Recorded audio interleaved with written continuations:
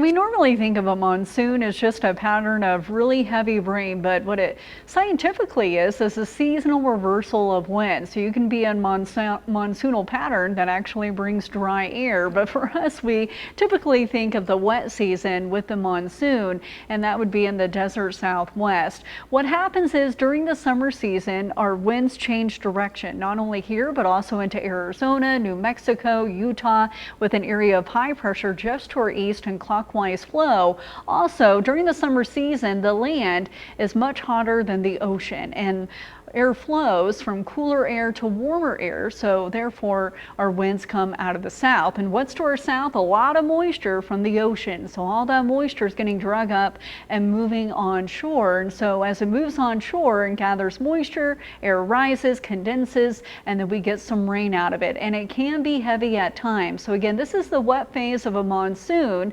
and this typically happens for us when we have that area of high pressure just off to our east here. And again, it's that southerly flow. It's onshore flow because the ocean waters are cooler than land itself. And then of course, if it runs into some mountains, then that can add some extra lift and you can get a little bit more rain out of it. So this is the moisture track here over the next few days, and anything in yellow and red, that would be a lot of moisture to work with. But even for us there in yellow, that's a good amount of moisture. This is looking at the water vapor, and for us that's a decent amount. You can see it's pretty much right over top of us into early next week as well, with more moisture down to the south. Here's a look at rain amounts, and you can see it's pretty widespread. Typically with thunderstorms, they're pretty scattered, hit and miss, but we're going to see quite a few thunderstorms out of them. So even though it technically won't be widespread, your chances are still fairly high just because there's going to be so many of them. So with that being said, rain totals will vary, but it can't rule out a little bit of flash flooding either,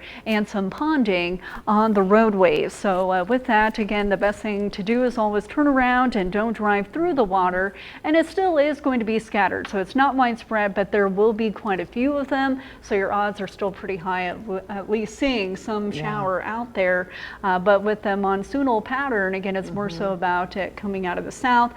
Throughout much of this summer, though, we've had an area of low pressure moving in, and that's kept us cool and dry. But now it's more with that ridge just to our east, it's pulling up the moisture. More activity than we've seen in a while. All right, thank you.